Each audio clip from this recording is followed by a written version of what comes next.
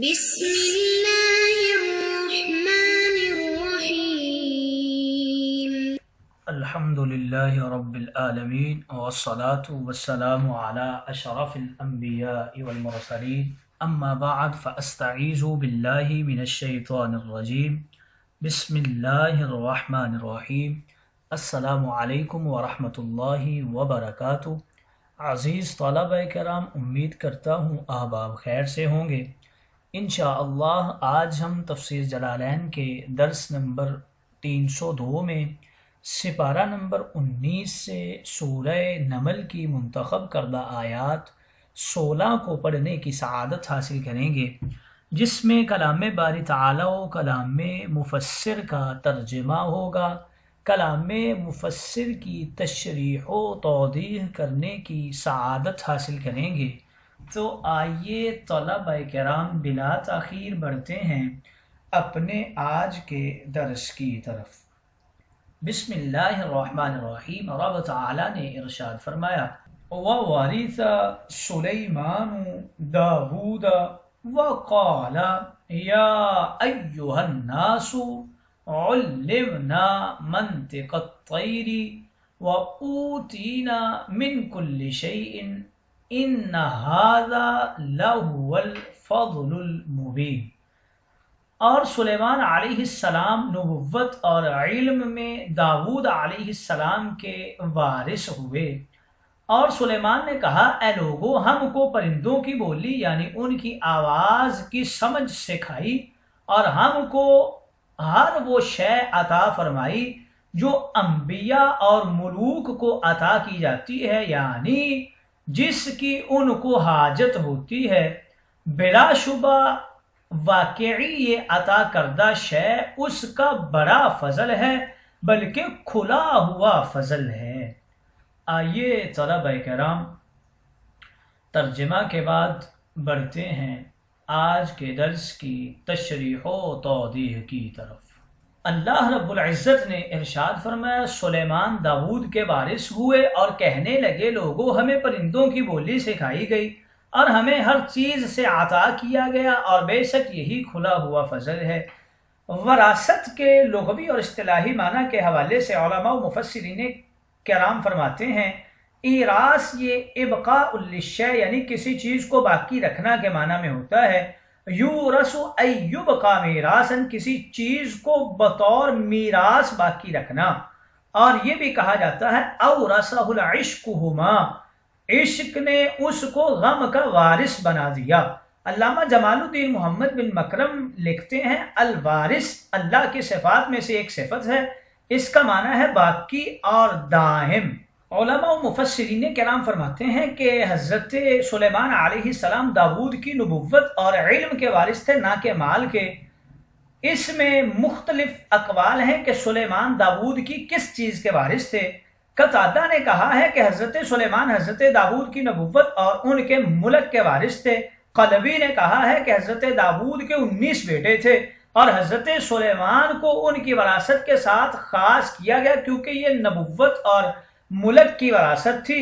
اگر یہ مال کی وراثت ہوتی تو اس وراثت میں ان کی تمام اولاد برابر کی شریک ہوتی۔ اور ربی نے کہا کہ حضرت سلیمان کے لیے بھی جنات اور ہواؤں کو مسخر کر دیا گیا تھا۔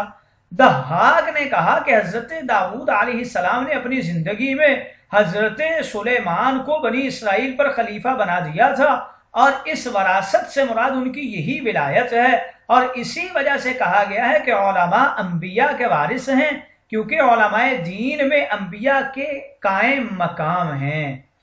حضرت سلیمان داود کی نبوت ان کے علم اور ان کے ملک کے وارث ہوئے، نہ کہ ان کی باقی اولاد۔ حضرت داود کے 19 بیٹے تھے۔ حضرت سلیمان کو حضرت داود کا ملک عطا کیا گیا، اور ہواؤں اور جنات کی تسخیر ان کو زیادہ دی گئی۔ مقاتل نے کہا ہے کہ حضرت سلیمان کا ملک حضرت داود کے ملک سے زیادہ تھا، اور وہ ان سے اچھا فیصلہ کرنے والے تھے۔ حضرت داود حضرت سلیمان سے زیادہ عبادت گزار تھے، اور حضرت سلیمان ان سے زیادہ اللہ کی نعمتوں کا شکر ادا کرنے والے تھے۔ حضرت سلیمان نے لوگوں سے کہا علمنا منطق الطیر و اوتینا من کل شیء، کہ اے لوگوں ہمیں پرندوں کی بولی سکھائی گئی۔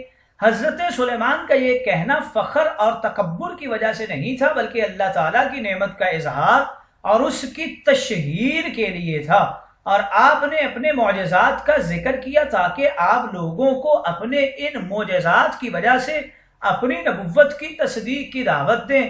بعض علماء نے کہا کہ آپ نے لوگوں کو یہ بتایا کہ اللہ تعالیٰ نے آپ کو کیا کیا نعمتیں دی ہیں، تاکہ مومنوں کا اس پر زیادہ ایمان اور منکروں کے خلاف حجت قائم ہو۔ قرآن مجید میں اللہ رب العزت کا ارشاد ہے وَأَمَّا بِنِعْمَةِ رَبِّكَ فَحَدِّثْ، اور آپ بہرحال اپنے رب کی نعمتوں کو بیان کرتے رہیے۔ ہمارے نبی سیدنا محمد صلی اللہ علیہ وسلم نے بھی اپنے رب کی نعمتوں کا ذکر اور اظہار فرمایا ہے۔ حضرت ابن عباس رضی اللہ تعالیٰ عنہما بیان کرتے ہیں رسول اللہ کے پاس اصحاب بیٹھے ہوئے تھے، آپ کا انتظار کر رہے تھے، حتیٰ کہ آپ حجرے سے باہر آئے، ان کے قریب پہنچ کر ان کی باتیں سننے لگے۔ ان میں سے بعض نے کہا تعجب ہے کہ اللہ نے اپنی مخلوق میں سے خلیل بنایا تو حضرت ابراہیم کو خلیل بنایا۔ دوسرے نے کہا اس سے زیادہ تعجب اس پر ہے کہ موسیٰ کو اپنا کلیم بنایا۔ ایک نے کہا عیسیٰ کو روح اللہ بنا لیا، دوسرے نے کہا آدم کو صفی اللہ بنا لیا۔ آپ نے ان کے پاس آ کر ان کو سلام کیا اور فرمایا میں نے تمہاری باتیں اور تمہارے تعجب کو سنا ہے کہ ابراہیم خلیل اللہ ہیں، وہ اسی طرح ہے، موسیٰ نجی اللہ ہیں، وہ اسی طرح ہیں، عیسیٰ روح اللہ اور کلمت اللہ ہیں، وہ اسی طرح ہیں، اور آدم صفی اللہ ہیں، وہ اسی طرح ہیں۔ اور سنو میں حبیب اللہ ہوں اور فخر نہیں، اور میں قیامت کے دن حمد کا جھنڈا اٹھانے والا ہوں اور فخر نہیں، اور میں سب سے پہلے شفاعت کرنے والا ہوں، اور میں وہ ہوں جس کی شفاعت قیامت کے دن سب سے پہلے قبول کی جائے گی۔ ولا فخر، کوئی فخر نہیں، اور میں سب سے پہلے جنت کے دروازوں کو کھٹکھٹاؤں گا تو اللہ میرے لیے ان کو کھول دے گا اور مجھ کو اس میں داخل کر دے گا، اور میرے ساتھ فقراء مومنین ہوں گے، اور فخر نہیں، اور میں اولین اور آخرین میں سب سے مکرم ہوں، لیکن میں اس پر فخر نہیں کرتا۔ حضرت سلیمان نے جمع کے صیغے کے ساتھ کہا کہ ہمیں پرندوں کی بولی سکھائی گئی، یہ اس طرح ہے جیسے سلاطین اور حکام اپنے آپ کو جمع کے صیغے کے ساتھ تعبیر کرتے ہیں، اس میں تکبر اور تجبر نہیں ہوتا۔ دوسری وجہ یہ تھی کہ حضرت سلیمان کا ارادہ یہ تھا کہ ان کو اور حضرت داؤد دونوں کو پرندوں کی بولی سکھائی گئی ہے، کیونکہ امام ابن ابی حاتم اپنی سند کے ساتھ روایت کرتے ہیں کہ حضرت ابو درداء بیان کرتے ہیں حضرت داؤد 2 دن جانوروں کے درمیان فیصلہ کرتے تھے اور 1 دن انسانوں کے مابین فیصلہ کرتے تھے۔ ایک دن ایک گائے نے آ کر ان کے دروازے کے حلقہ میں اپنا سینگ رکھا، پھر اس طرح بولی جس طرح ماں اپنے بچے سے بولتی ہے۔ اس نے کہا جب میں جوان تھی تو یہ مجھ سے بچے نکلواتے تھے اور مجھ سے اپنے کام لیتے تھے، اب جب میں بوڑھی ہو گئی ہوں تو مجھے ذبح کرنا چاہتے ہیں۔ پھر حضرت داؤد نے کہا اس کے ساتھ اچھا سلوک کرو، اس کو ذبح نہ کرو۔ منطق کے حوالے سے بیان کرتے ہیں الناطق کے معنی ہے فصاحت اور بلاغت سے بولنے والا، الکتاب الناطق کے معنی ہے واضح کتاب۔ ہر چیز کے کلام کو منطق کہتے ہیں۔ کمر کے باندھنے پٹکے یا پیٹی کو منطق العطاق یا منطقہ کہتے ہیں۔ امام ابو القاسم حسین بن محمد راغب اصفہانی لکھتے ہیں نطق کا معنی وہ الگ الگ اور متمیز آوازیں ہیں جن کو انسان ظاہر اور صادر کرتا ہے اور کان ان کو سنتے ہیں۔ قرآن مقدس میں ما لکم لا تنطقون، تم کو کیا ہوا، تم کیوں نہیں بولتے ہو۔ نطق کا اطلاق اور استعمال صرف انسان کے لیے کیا جاتا ہے اور دوسروں کے لیے بالطبع کیا جاتا ہے۔ الناطق اور الصامت، الناطق سے مراد جس کی آواز ہو، صامت سے مراد جس کی آواز نہ ہو۔ حیوانات کو مطلقاً ناطق نہیں کہا جاتا، منطقی اس قوت کو نطق کہتے ہیں جس سے کلام صادر ہوتا ہے۔ نیز وہ معقولات کے ادراک کرنے والے کو ناطق کہتے ہیں اور وہ انسان کی تعریف حیوان ناطق کرتے ہیں، یعنی ایسا جاندار جو غور و فکر کرتا ہو اور بولتا ہو۔ ان کے نزدیک نطق دو معنوں میں مشترک ہے، وہ قوت انسانیہ جس سے کلام صادر ہوتا ہے، اور وہ کلام جو آواز سے صادر اور ظاہر ہوتا ہے۔ طیر کے معنی کے حوالے سے ذکر کرتے ہیں، ہر وہ جانور جو ہوا میں اپنے پروں کے ساتھ اڑتا ہے اس کو طائر کہتے ہیں، اور اس کی جمع طیر ہے، جیسے راکب کی جمع رکب ہے۔